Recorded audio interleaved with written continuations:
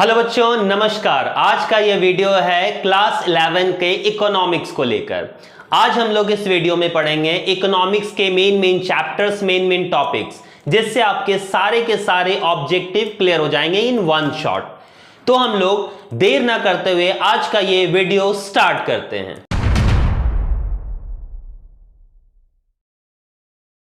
Sir, इस video में खास क्या है? तो याद रखोगे, इस वीडियो में खास है आपको हर एक चैप्टर के इंपॉर्टेंट ऑब्जेक्टिव और साथ ही साथ उसके इंपॉर्टेंट टॉपिक। मैं उस टॉपिक को डील भी करता जाऊंगा ताकि आप लोगों को वो समझ में भी आए, ठीक है, और बाकी आंसर भी याद हो जाए, जिससे आप उससे रिलेटेड भी क्वेश्चंस अगर एग्जाम में आते हैं तो उस इजी वे में आप उसको सॉल्व कर सकते हो। तो देर ना करते हुए स्टार्ट करते हैं पहला ऑब्जेक्टिव। तो पहला ऑब्जेक्टिव कहता है कि किस अर्थशास्त्री ने अर्थशास्त्र को धन का विज्ञान कहा है? Which economics call economic as a science of wealth. Science of wealth याद रखोगे, साइंस ऑफ वेल्थ, ये लाइन आपको याद रखनी है। तो इसे कहा किसने था? एडम स्मिथ ने। एडम स्मिथ ने कहा है साइंस ऑफ वेल्थ, और एडम स्मिथ को इकोनॉमिक्स के फादर भी कहा जाता है। तो याद रखोगे, अगर आपसे पूछा जाए फादर ऑफ इकोनॉमिक्स तो Adam Smith is the right answer. Sir, next क्या है? Welfare related definition of economics was propounded by। अर्थशास्त्र की कल्याण संबंधी परिभाषा, अर्थशास्त्र की कल्याण संबंधी, वेलफेयर से रिलेटेड अगर पूछा जाए तो ये किसने कहा था? तो वेलफेयर से रिलेटेड मार्शल ने कहा है, ठीक है। अगर हम लोगों ने पहले पढ़ रखा था कि अगर हम लोगों का science is a wealth, wealth से रिलेटेड एडम स्मिथ ने कहा है और वेलफेयर से रिलेटेड मार्शल ने कहा है, ठीक है। तो इसका आंसर है मार्शल। नेक्स्ट क्वेश्चन क्या है सर? नेक्स्ट क्वेश्चन है कि who divided the economic activities in micro and macro. याद रखोगे, इकोनॉमिक्स को दो पार्ट में बांटा गया। इकोनॉमिक्स को दो पार्ट में बांटा गया, पहला माइक्रो और मैक्रो। सर, ये माइक्रो मैक्रो क्या होता है? तो याद रखोगे MICRO micro, MACRO macro. Economics को पढ़ना बहुत ही डिफिकल्ट हो गया था, उसको समझना काफी मुश्किल हो गया था, तो इकोनॉमिक्स को दो पार्ट में बांट दिया गया, जिसे बांटा था रैगनर फ्रिश ने। याद रखोगे, रैगनर फ्रिश ने दो पार्ट में इसको डिस्ट्रीब्यूट कर दिया, एक माइक्रो एक मैक्रो। उन्होंने कहा कि जब आप लोगों को पूरी इकोनॉमी को समझना है तो इंडिविजुअल को समझिए। तो जब हम लोग इंडिविजुअल ग्रुप को समझेंगे तो वो माइक्रो, और एज अ होल ग्रुप को समझेंगे तो मैक्रो, ठीक। जैसे मैं सिर्फ क्लास 11 की बात कर रहा हूं, सिर्फ क्लास 11 जैक बोर्ड क्लास 11 की बात कर रहा हूं, तो मैं माइक्रो स्टडी, एक इंडिविजुअल की। अगर मैं होल स्टडी की बात कर रहा हूं, पूरे एजुकेशन सेक्टर की बात कर रहा हूं, तो मैं मैक्रो की बात कर रहा हूं। समझ में आ गया? इसको रैगनर फिश ने अलग किया था। तो यहां पर कहता है Who divided economic activities in micro and macro? तो किसने किया? आर्थिक क्रिया को वैशिष्टि और समष्टि में किसने बांटा? तो Ragnar Frisch is the right answer. Next है individual unit is studies. Individual unit, sir आपने बताया ही इंडिविजुअल, देखो I for individual, A for aggregate, micro याद रखोगे, आई फॉर इंडिविजुअल, इससे इंडिविजुअल यूनिट्स को पढ़ा जाता है, ए फॉर एग्रीगेट, इससे पूरा होल को पढ़ा जाता है। तो यहां पूछ रहा है इंडिविजुअल कौन होगा? सर ऑब्वियसली माइक्रो इकोनॉमिक्स होगा। दूसरा कहता है in which branch national income included. राष्ट्रीय आय की गणना कहां होगी? राष्ट्रीय आय, इनकम, नेशनल, पूरे देश का, सर होल, तो क्या हो जाएगा? मैक्रो। समझ में आ गया? मेरे घर का इनकम, मेरा पर्सनल इनकम क्या हो गया? Individual, micro. पूरे देश का इनकम, मैक्रो। समझ में आ गया? ये सारे चीज, तो इसका राइट आंसर होगा मैक्रो, नेशनल इनकम। नेक्स्ट है who is known as the father of economics. Sir आपने पहले ही बताया एडम स्मिथ। एडम स्मिथ जो है वो है फादर ऑफ इकोनॉमिक्स, ठीक है। समझ में आ गई बातें?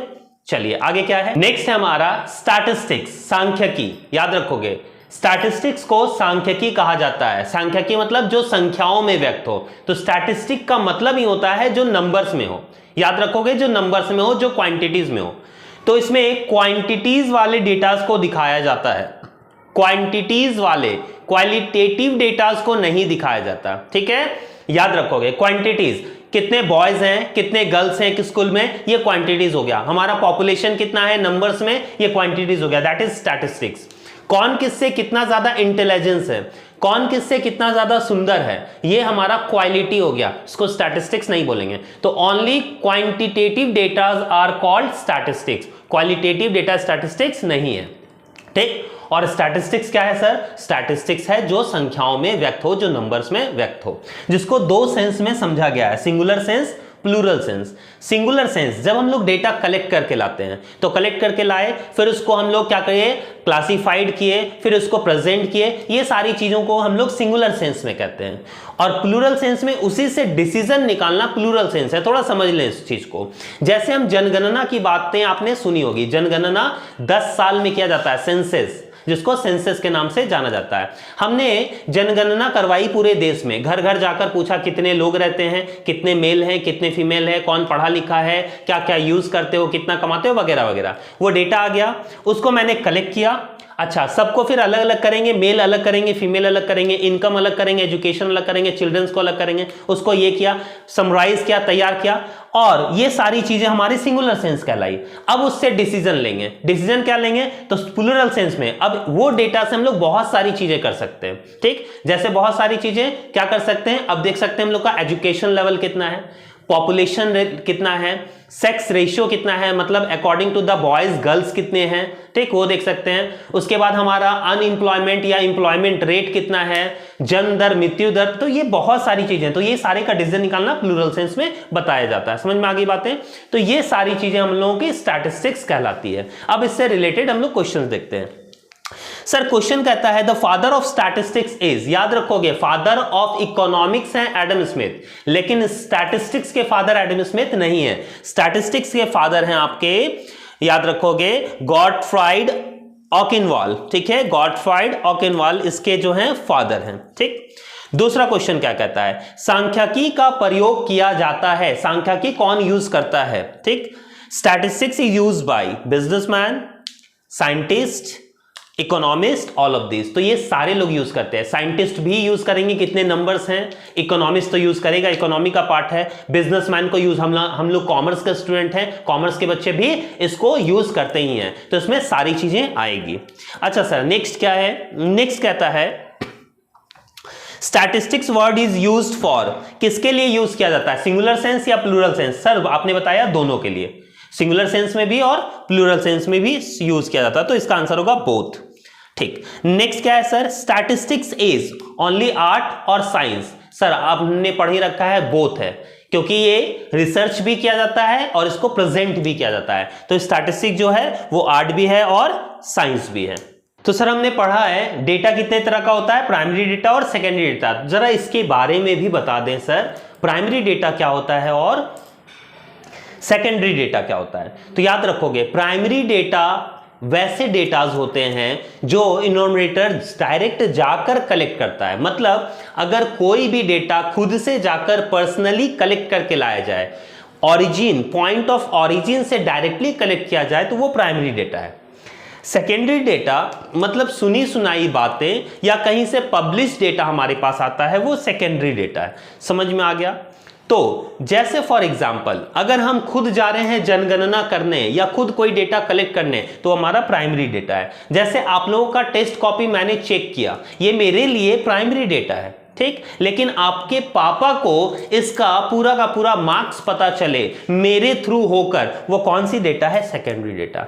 अच्छा, हमने न्यूज़पेपर में कोई न्यूज़ पढ़ा, जो हमारे पास डेटा आया, वो कौन सा डेटा होना चाहिए? सर सेकेंडरी डेटा, क्योंकि न्यूज़ रिपोर्टर उसे कलेक्ट करके लाकर रिप्रेजेंट कर रहा है हम लोगों को, तो किसी दूसरे के थ्रू आ रहा है, that is secondary data. News reporter के लिए वो क्या हो जाएगा? Primary data. समझ में आ गई? तो आगे बढ़ते हैं हम लोग क्वेश्चंस की ओर। पहला कहता है प्राइमरी डेटा आर, प्राथमिक समंक होते हैं। प्राइमरी डेटा क्या होते हैं? Original, collected, both. तो याद रखोगे प्राइमरी डेटा ओरिजिनल डेटा होते हैं, ठीक है, कलेक्टेड डेटा नहीं होते। प्राइमरी डेटा ओरिजिनल डेटा होते हैं। ठीक, दूसरा क्या है? Secondary datas are data collected by the investigator, अनुसंधानकर्ता डायरेक्टली कलेक्ट करता नहीं सर, वो प्राइमरी डेटा है। सेकेंडरी डेटा पब्लिश डेटा है। सेकेंडरी डेटा क्या है? पब्लिश डेटा है, किसी दूसरे के थ्रू पब्लिश किया हुआ जो हम लोग पता लगाते हैं। नेक्स्ट क्या है? अनुसंधानकर्ता संग्रह करता है, an investigator collect. Investigator directly अगर कलेक्ट करेगा, इन्वेस्टिगेटर डायरेक्टली कलेक्ट करेगा, तो वो प्राइमरी डेटा कहलाता है। तो इसका आंसर हो जाएगा प्राइमरी डेटा। नेक्स्ट क्या कहता है सर? नेक्स्ट कहता है वह व्यक्ति जो आंकड़े का संग्रह करता है उसे कहते हैं, याद रखोगे, इन्यूमिनेटर। इन्यूमिनेटर गणनाकार, जो a person who collect data is known as, एक पर्सन जो कलेक्ट करता है डेटा उसको इन्यूमिनेटर कहा जाता है। ये आ सकता है क्वेश्चन। नेक्स्ट क्या है? Qualities of a good questionnaires are, एक सर्वश्रेष्ठ प्रश्नावली के गुण हैं। देखिए इसमें बहुत सारे चीजें होती है, बहुत सारे हमारे डेटा कलेक्ट करने के अलग अलग मेथड्स हैं। तो नेक्स्ट मेथड है प्रश्नावली। अभी मैं सारे मेथड्स को थोड़ा थोड़ा बता दूंगा, ठीक है। तो पहले ये क्वेश्चंस को डील कर लेते हैं। प्रश्नावली, जब उस क्वेश्चनरीज करते हैं, डेटा ऐसे भी कलेक्ट होता है। देखो ना, इंटरव्यू देखे होगे, हम क्वेश्चंस आंसर करते हैं, हम अपने प्रधानमंत्री को बुला लिया और उससे क्वेश्चन आंसर कर रहे हैं, उनसे डेटा कलेक्ट कर रहे हैं, या किसी मिनिस्टर को या किसी प्लेयर को, तो उससे जब क्वेश्चनरीज होती है तो वो क्वेश्चनरीज डेटा कहलाती है। तो यहां पर कहता है कि quality of a good questionnaires क्या होना चाहिए, तो सर सिंप्लिसिटी, हाँ सर होना चाहिए। दूसरा प्रॉपर ऑर्डर एंड क्वेश्चंस, हाँ सर वो भी है। लिमिटेड नंबर ऑफ क्वेश्चन, हाँ सर ज्यादा नहीं पूछना चाहिए, जो हम लोगों को काम है बस उतना ही। तो ऑल ऑफ दिस इसका आंसर होगा। नेक्स्ट है newspaper is a source of. Newspaper से हम लोग को कौन सा डेटा मिलता है सर, प्राइमरी या सेकेंडरी? आपने अभी बताया न्यूज़पेपर से हम लोग को सेकेंडरी डेटा मिलता है, तो secondary data is the right answer. तो हम लोग अब देख रहे हैं डेटा कलेक्ट करने के मेथड। सर पहला मेथड कहता है प्रत्यक्ष व्यक्तिगत अनुसंधान, डायरेक्ट पर्सनल इन्वेस्टिगेशन। जब एक पर्सन डायरेक्टली वहां स्पॉट पर जाकर खुद इन्वेस्टिगेशन करे, उसको डायरेक्ट पर्सनल इन्वेस्टिगेशन कहते हैं। समझ गए? तो पहला है डायरेक्ट पर्सनल इन्वेस्टिगेशन। दूसरा है अप्रत्यक्ष मौखिक अनुसंधान, इनडायरेक्ट ओरल इन्वेस्टिगेशन। जब हम खुद डायरेक्टली जाकर इन्वेस्टिगेशन ना करके किसी और के थ्रू पता लगाते हैं तो उसको इनडायरेक्ट इन्वेस्टिगेशन कहा जाता है। जैसे फॉर एग्जांपल, मान लो कि मुझे लेबर्स के बारे में डेटा कलेक्ट करना है, तो मैंने लेबर से जाकर नहीं पूछा। अगर मैं डायरेक्टली लेबर से पूछता हूं तो वो क्या हो गया, डायरेक्टली पर्सनल इन्वेस्टिगेशन हो गया। लेकिन अगर मैं उसके लीडर से पूछता हूं या वहां आसपास के लोगों से पूछता हूं या दूसरे के थ्रू मुझे पता चलता है, तो वो मेरा क्या हो जाएगा, अप्रत्यक्ष मौखिक अनुसंधान, indirect oral investigation. Indirectly orally हमने पूछ लिया कि भैया क्या क्या हुआ था बताओ जरा, समझ में आ गया? ये है। नेक्स्ट क्या है सर? नेक्स्ट है तीसरा, स्थानीय स्रोतों या संवाददाताओं द्वारा सूचना प्राप्ति, information through the local sources और कॉरस्पॉन्डेंस। हम लोग क्या करते हैं, जब भी डेटा कलेक्ट करना रहता है तो हर एरिया में अपना अपना, जैसे न्यूज रिपोर्टर्स देखे होंगे, अलग अलग एरिया में उसका न्यूज रिपोर्टर रहता है कि वहां कुछ भी हुआ तो वहां से मुझे इंफॉर्मेशन मिल जाए। दिल्ली में कुछ भी हुआ तो दिल्ली का जो न्यूज रिपोर्टर है वहां से वो मुझे बता देगा, मुंबई में कुछ हुआ तो वहां से वो बता देगा। ऐसा नहीं ना कि घटना घटने पर हम लोग तुरंत फ्लाइट पकड़ो जाओ वहां और वैसे करो। तो ये हमारा इसका एग्जाम्पल है, ठीक। नेक्स्ट क्या है, क्वेश्चनरीज। मैंने अभी बताया था कि क्वेश्चंस, अगर हम लोग किसी को क्वेश्चन करते हैं, जैसे आपके पास आता भी होगा, जोमेटो में आता है वगैरह वगैरह, या मेल आता है, या कि आपको ये अच्छा लगा नहीं लगा स्टार दीजिए, या कुछ क्वेश्चंस आते हैं, गूगल में भी बहुत सारे क्वेश्चन पूछे जाते हैं, तो वैसे ही वो कहलाते हैं क्वेश्चनरीज, डेटा कलेक्ट करना। समझ में आ गया? तो इतने टाइप्स और मेथड्स हैं।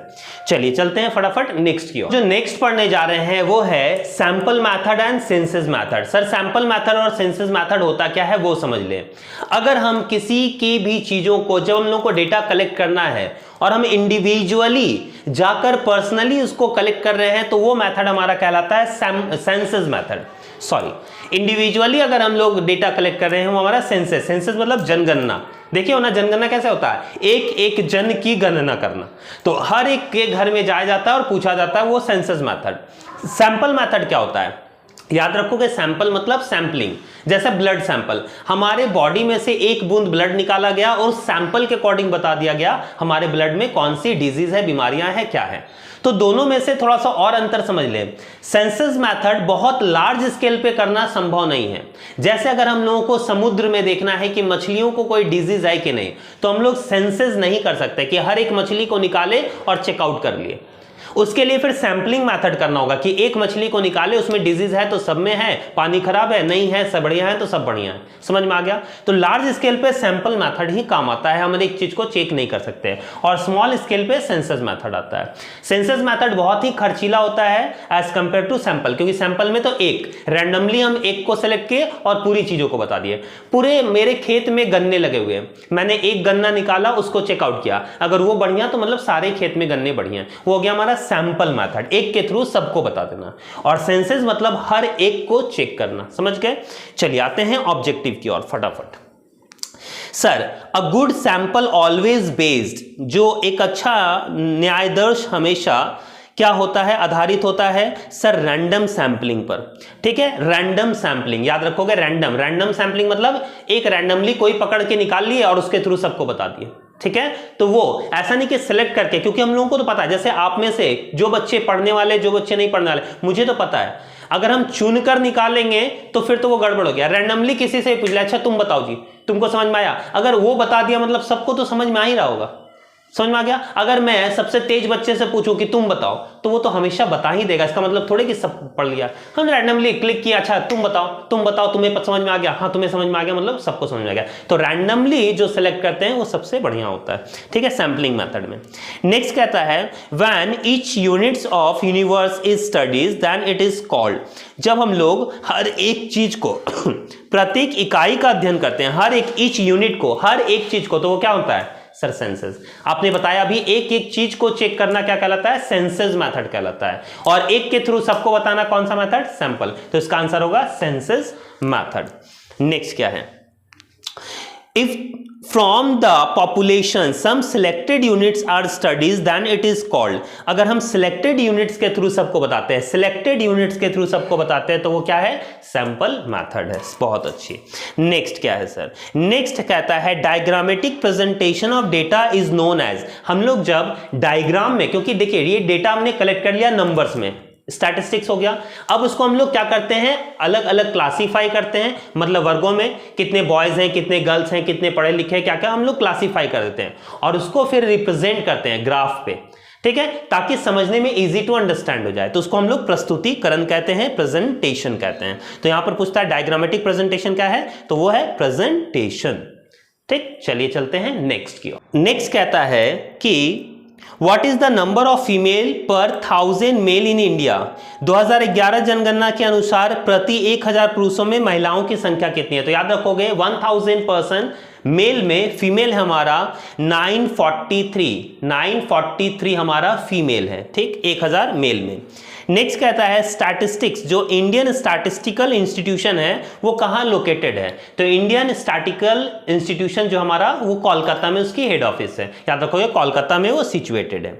नेक्स्ट कहता है census is calculated in India. Census, जनगणना कितने सालों में होती है? तो स्टार्टिंग में ही मैंने बताया था जनगणना 10-10 सालों में होती है, हर 10 साल में जनगणना कराई जाती है, ठीक है। अच्छा, नेक्स्ट क्या है सर? अब हम लोग सीरीज को समझ लेते हैं, एक्सक्लूसिव सीरीज, इंक्लूसिव सीरीज। समझोगे बात को?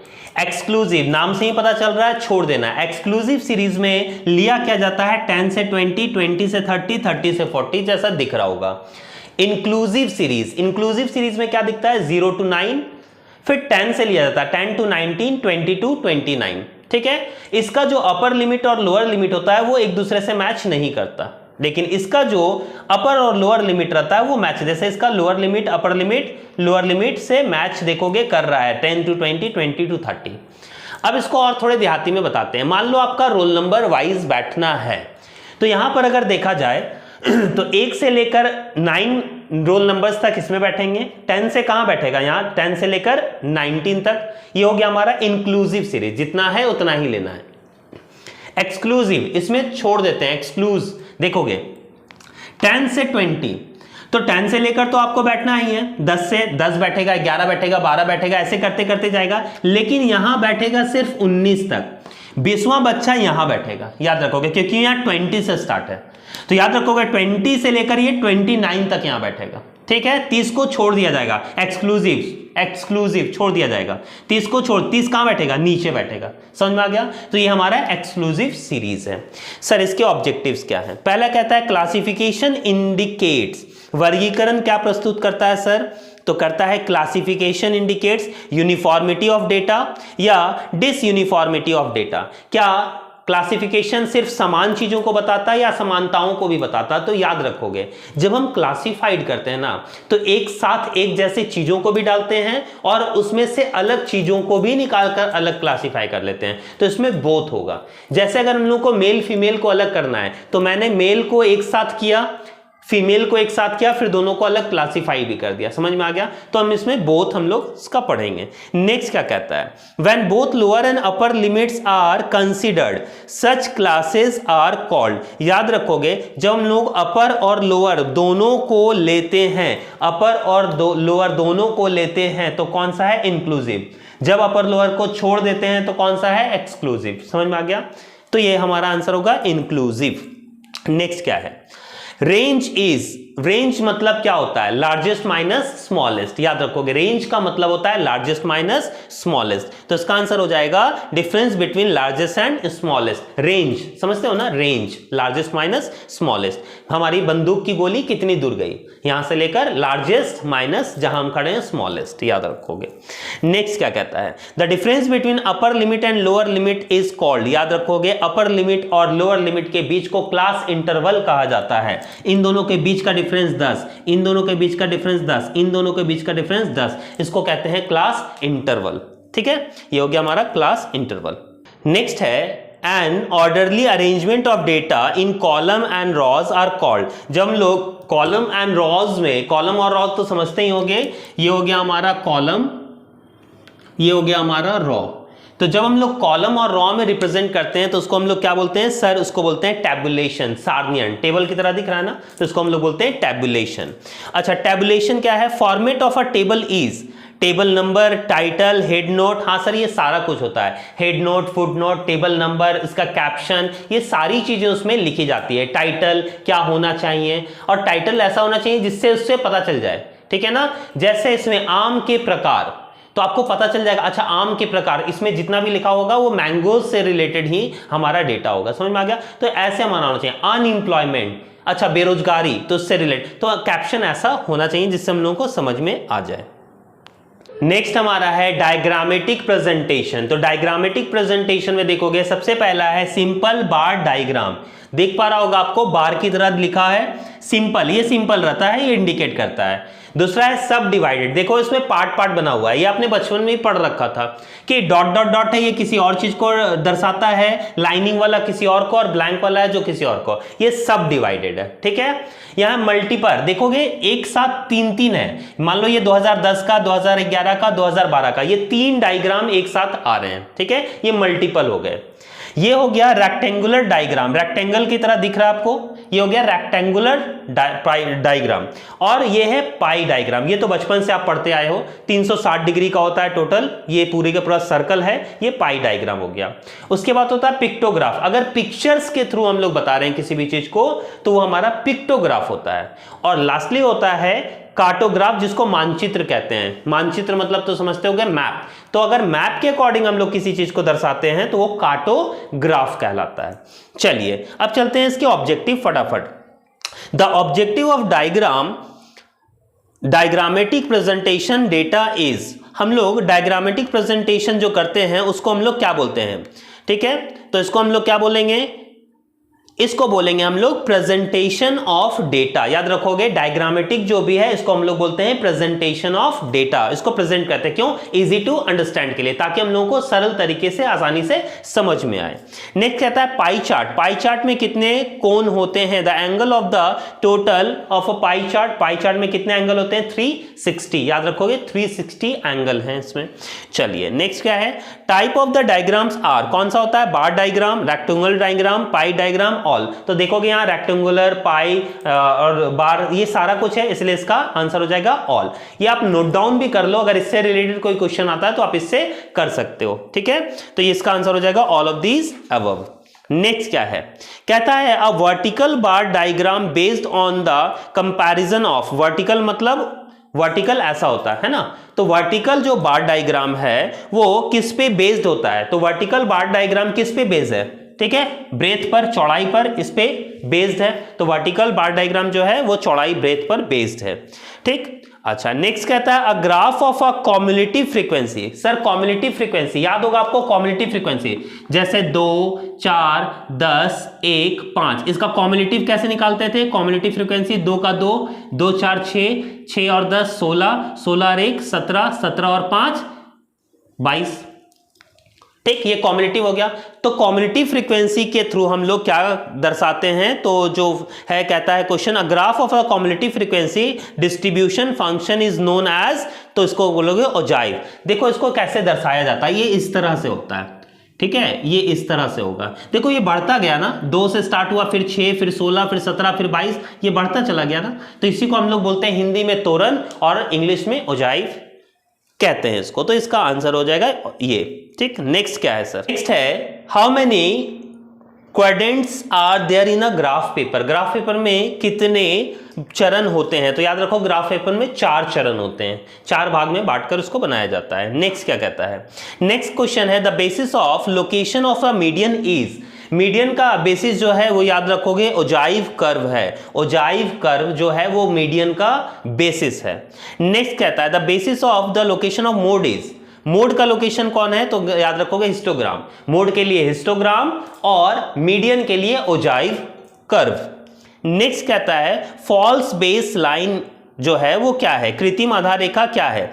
क्यों बनाया जाता है? तो लिखोगे clear graphic representation make it the attractive. वो उससे क्लियर हो जाता है। तो सर फॉल्स बेस लाइन होता क्या है? तो याद रखोगे जब भी हम लोग ग्राफ बनाते हैं, देखोगे ये ग्राफ बनाया जा रहा है, ये ग्राफ बनाया जा रहा है, तो हम लोग एक फॉल्स बेस लाइन क्रिएट करते हैं और यहां से फिर हम लोग उसको स्टार्ट कर देते हैं। ठीक है, इसको फॉल्स बेस लाइन कहा जाता है। ये क्यों बनाया जाता है? क्योंकि ये स्टार्ट होता है कोई भी ग्राफ 0 से, लेकिन अगर हमारा डेटा बहुत ज्यादा है, जैसे मान लो ये 800 से शुरू हुआ है, 800 900 1000, तो यहां तो 100 का डिफरेंस है, लेकिन यहां पूरा का पूरा 800 का डिफरेंस आ गया। तो इसलिए जब ऐसा डेटा स्टार्ट होता है तो हम लोग एक फॉल्स बेस लाइन, क्योंकि यहां 0 से स्टार्ट नहीं हुआ, अगर 100 से होता तब ना 100 200 300 तो हम लोग स्टार्टिंग से लेते हैं, लेकिन डायरेक्टली ये 800 से स्टार्ट हुआ है, तो हम लोग यहां एक फॉल्स बेस लाइन क्रिएट कर देते हैं। ये फॉल्स बेस लाइन हो गया और हम लोग 800 से स्टार्ट कर दिए। ठीक है, तो इसको अट्रैक्टिव और इजी टू अंडरस्टैंड बनाने के लिए फॉल्स बेस लाइन बनाया जाता है। ठीक है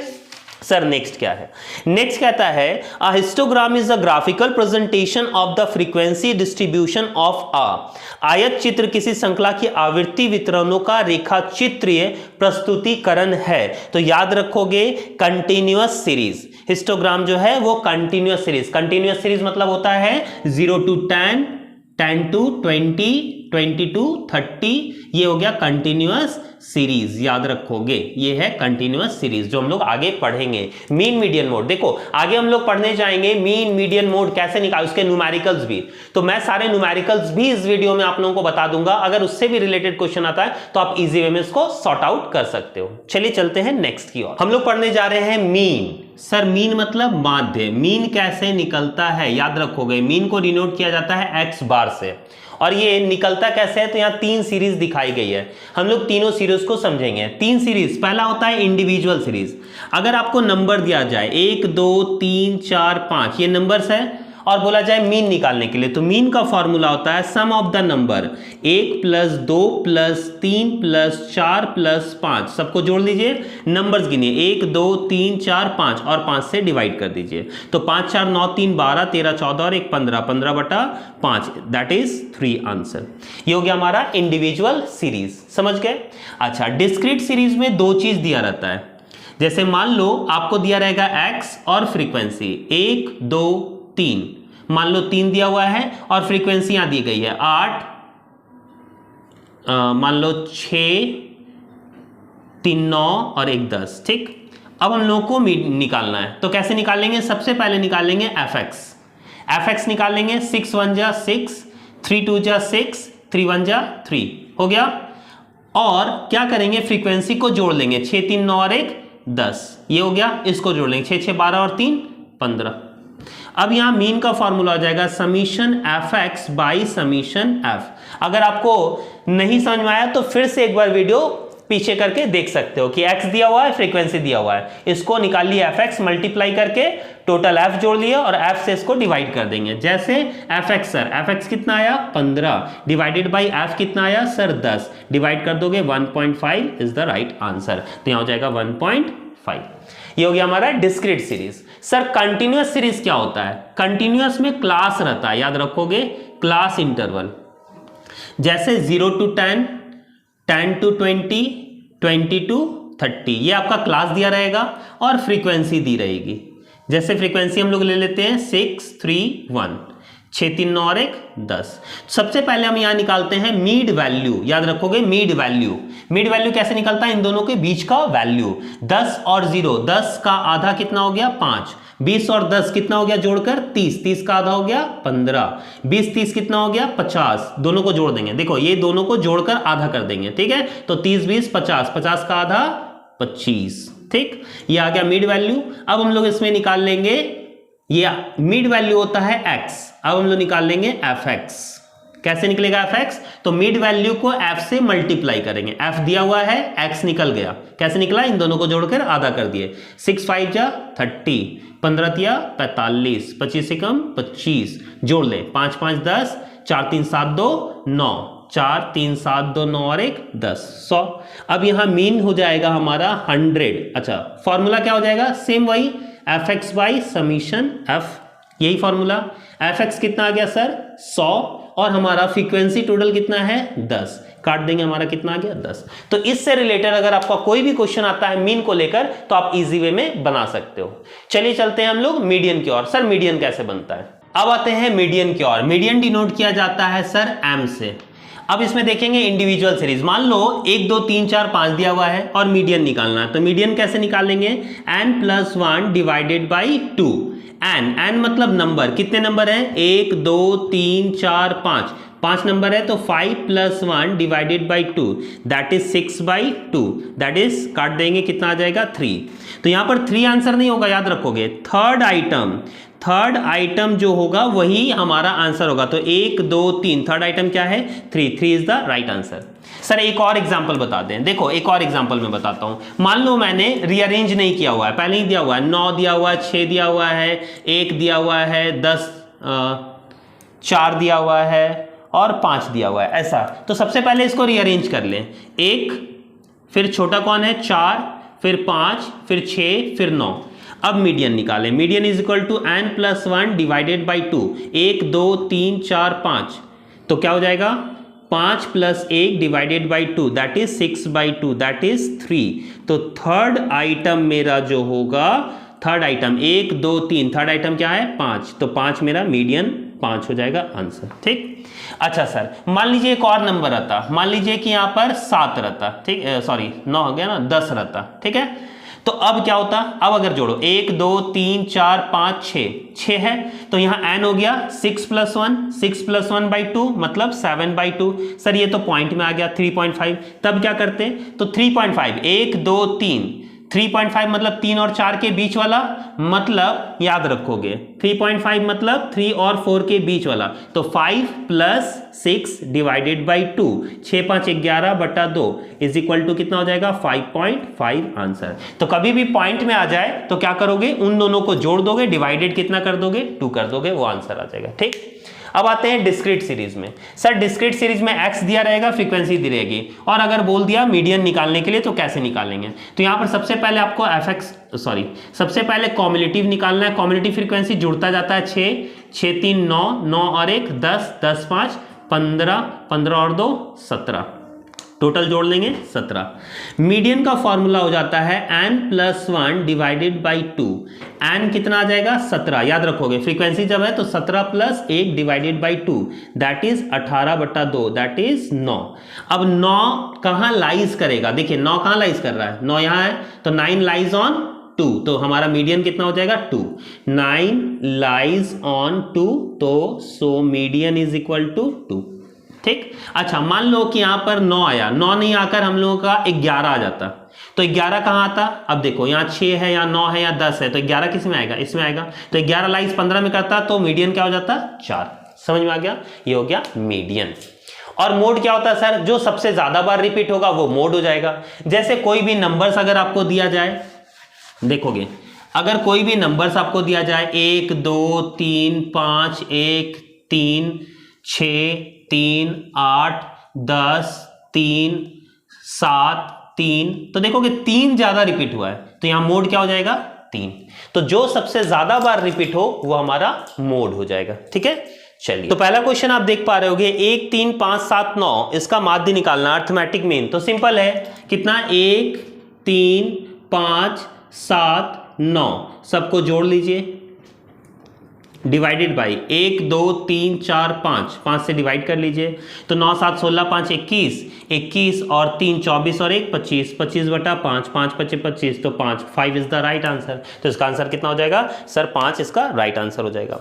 अच्छा नेक्स्ट क्वेश्चन क्या कहता है, नेक्स्ट क्वेश्चन कहता है वर्ग अंतराल 70 और 80 के मध्य बिंदु, calculate the mid point of the class interval. Class interval बोलता है 70 और 80, तो क्लास इंटरवल मैंने क्या बताया, जितना भी आपको है इन दोनों को प्लस क्लास इंटरवल का मिड वैल्यू पूछ रहा है ना, तो क्लास इंटरवल का मिड वैल्यू कैसे निकलेगा, दोनों को प्लस कर देंगे डिवाइडेड 2 कर देंगे, तो 70 और 80 150 डिवाइडेड बाई 2 75। कभी भी मिड वैल्यू बोले निकालने के लिए तो हमेशा याद रखोगे इंटरवल को प्लस कर दोगे दोनों को, अपर और लोअर लिमिट को, और डिवाइडेड 2 कर दोगे, ये आ जाएगा 75 is the right answer.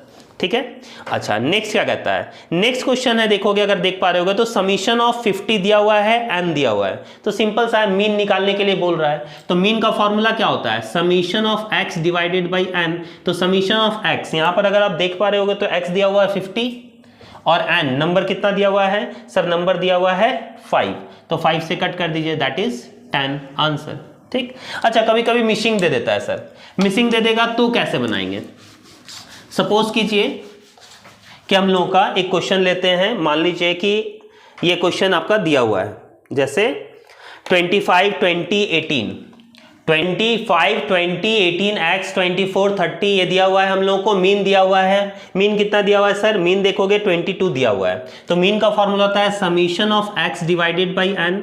Mean दिया हुआ है 22 सबको प्लस कर लेते हैं sir, 25 plus 20 plus 18 plus x plus 24 plus 30 divided by 1 2 3 4 5 6 से डिवाइड कर ले, तो 6 दूना 12 और 13 132 is equal to 5 8 5 13 13 13 4 17 17 7 1 3 1 4 4 2 6 6 1 7 7 2 9 9 2 9 2 11 plus x। अब x इज इक्वल टू हो जाएगा 132 माइनस 117, माइनस कर लीजिए 7 3 10 2 12 1 15, 15 इज द राइट आंसर। तो ऐसा अगर आ जाता है मिसिंग तो आप ऐसे निकाल सकते हो, तो 15 इज द राइट आंसर। चलिए क्वेश्चन जैसा देख पा रहे होगे मीडियन का कहता है 10 30 7 9 18 20 28 40 का मीडियन कितना होगा। तो सर सबसे पहले हम लोग इसको लिख लेते हैं tan, ध्यान से देखोगे tan 30 37 9 18 20 28 और 40। तो हम लोग इसको सबसे पहले रीअरेंज करेंगे तो पहले आ जाएगा 7 9 10, उसके बाद 18 20 28 30 और 40। एक बार काउंट कर ले 1 2 3 4 5 6 7 8, 1 2 3 4 5 6 7 8। अब मीडियन निकाल लें, मीडियन का फॉर्मूला क्या होता है sir, n plus 1 divided by 2। Number कितना है 1 2 3 4 5 6 7 8, 8 plus 1 divided by 2 that is 9 by 2 4.5। अगर 4 आता तो 1 2 3 4 18 आंसर हो जाता, लेकिन आ गया 4.5, तो याद रखोगे 4 और 5 के बीच वाला, मतलब इन दोनों को जोड़ेंगे 18 प्लस 20 और डिवाइडेड बाई 2, तो कितना हो जाएगा sir 38 divided by 2 that is 19 is the right answer. ठीक है। अच्छा दूसरा क्या कहता है, नेक्स्ट क्वेश्चन की ओर चले। क्वेश्चन में दिया हुआ है मोड देखोगे 13 और मीन दिया हुआ है हम लोगों का, मीन दिया हुआ है 10।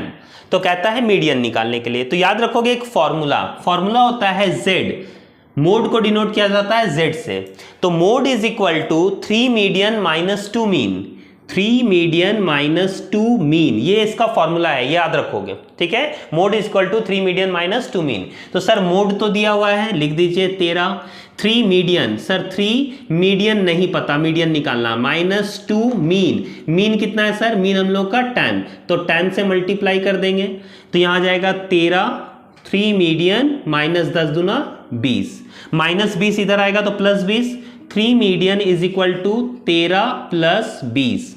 ठीक, therefore median is equal to, जोड़ लें 2 और 1 3, 33, 3 इधर चला जाएगा डिवाइड में 3, कितना आ जाएगा 11, तो 11 इज द राइट आंसर। तो मीडियन कितना हो गया 11। ठीक है, नेक्स्ट क्वेश्चन क्या है सर? नेक्स्ट कहता है कि 5 4 5 3 2 दिख रहा होगा आपको, 6 5 4 5 9 8 5 9 5 5 5 बहुत ज्यादा बार रिपीट हुआ है। तो कहता है मोड क्या है, तो सर इसका मोड कितना होना चाहिए? 5 इज द राइट आंसर। फिर कहता है नेक्स्ट क्वेश्चन की ओर देखिए। नेक्स्ट क्वेश्चन क्या कहता है कि the terms n/4 is the item the series. याद रखोगे n/4 मतलब होता है क्वार्टाइल, याद रखोगे क्वार्टाइल। Q1 और Q3 निकलता है। Q1 का फॉर्मूला होता है n+1 डिवाइडेड बाई 4 और Q3 का फॉर्मूला होता है 3 into n+1 divided by 4। Quartile मतलब क्वार्टर। किसी भी चीज को अगर हम 4 भागों में बांटें उसको हम लोग क्वार्टर कहते हैं। अगर इसी को 10 इक्वल भागों में बांटें, 10 इक्वल भागों में, तो होता है डेसाइल D। और अगर 100 इक्वल भागों में बांटे तो उसको कहते हैं परसेंटाइल। याद रखोगे परसेंटाइल। तो डेसाइल मतलब 10 इक्वल भाग में, परसेंटाइल मतलब 100 इक्वल भागों में, और क्वार्टाइल मतलब 4 इक्वल पार्ट्स में बांटते हैं। तो ये क्वार्टाइल का एग्जांपल है। तो फर्स्ट क्वार्टाइल हो गया। नेक्स्ट कहता है the formula of the quartile deviation. याद रखोगे क्वार्टाइल डेविएशन का फॉर्मूला होता है Q3 minus Q1 divided by 2। Q3 minus Q1 divided by 2, ये हो गया क्वार्टाइल डेविएशन। और अगर इसी का कोएफिशिएंट पूछ दिया, कोएफिशिएंट, तो याद रखोगे कोएफिशिएंट ऑफ क्वार्टाइल डेविएशन, तो याद रखोगे Q3 minus Q1 divided by Q3 plus Q1, ये इसका कोएफिशिएंट है। ठीक है, कोएफिशिएंट पूछेगा तो, और सिर्फ क्वार्टाइल डिवीजन पूछेगा तो Q3 minus Q1 divided by 2 लिखोगे इसका आंसर। ठीक है। नेक्स्ट हम लोग का आता है मीन डेविएशन। तो याद रखोगे मीन डेविएशन मीन से भी निकलता है, मीन डेविएशन मीडियन से भी निकलता है, और मीन डेविएशन मोड से भी निकलता है। तो पहला क्वेश्चन कहता है the formula of the coefficient of standard deviation. याद रखोगे स्टैंडर्ड डेविएशन को हम लोग डिनोट कैसे करते हैं? स्टैंडर्ड डेविएशन, और इसका कोएफिशिएंट होता है standard deviation divided by mean. ये हो गया इसका कोएफिशिएंट। अच्छा, नेक्स्ट क्वेश्चन कहता है द कोएफिशिएंट ऑफ रेंज। अभी हमने बताया भी था, रेंज मतलब होता है लार्जेस्ट माइनस स्मॉलेस्ट, और इसका कोएफिशिएंट हो जाता है largest minus smallest, largest plus smallest. तो याद रखोगे अगर कोएफिशिएंट ऑफ रेंज बोला तो largest minus smallest, largest plus smallest. ठीक है।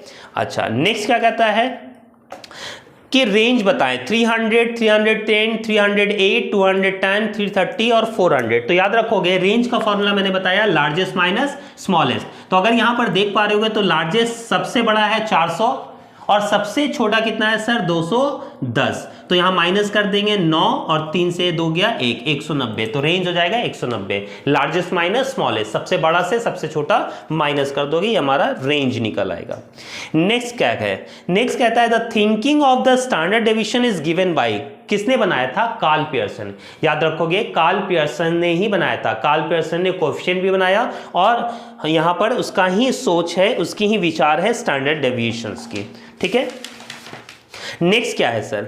नेक्स्ट कहता है इंटर क्वार्टाइल रेंज। याद रखोगे IQR जिसको कहते हैं inter quartile range, IQR, Q3 minus Q1। बस inter quartile range Q3 minus Q1 है। तो हर एक फॉर्मूला आप नोट डाउन करके रख लें, ये बहुत ही हेल्पफुल होगा आपके लिए।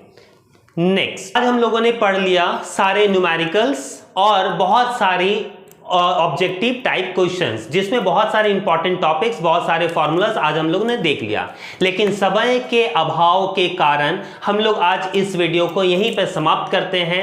बाकी जो बची हुई चीजें हैं, जैसे इंडियन इकोनॉमी से भी आपके क्वेश्चंस आएंगे, और भी कुछ चैप्टर्स हैं जिसमें से क्वेश्चन आने के चांसेस है, तो वो हम लोग लेकर आएंगे अपने नेक्स्ट वीडियो में। तो अगर ये आपको अच्छा लगा और आपको हेल्पफुल हुआ तो फिर आप इसके लिए सेकेंड वीडियो की मांग कर सकते हो। तो हम लोग इसके सारे बाकी इंपॉर्टेंट जो चैप्टर्स हैं और टॉपिक्स हैं वो लेकर मिलेंगे नेक्स्ट वीडियो में। तब तक के लिए पढ़ते रहें। धन्यवाद, बाय।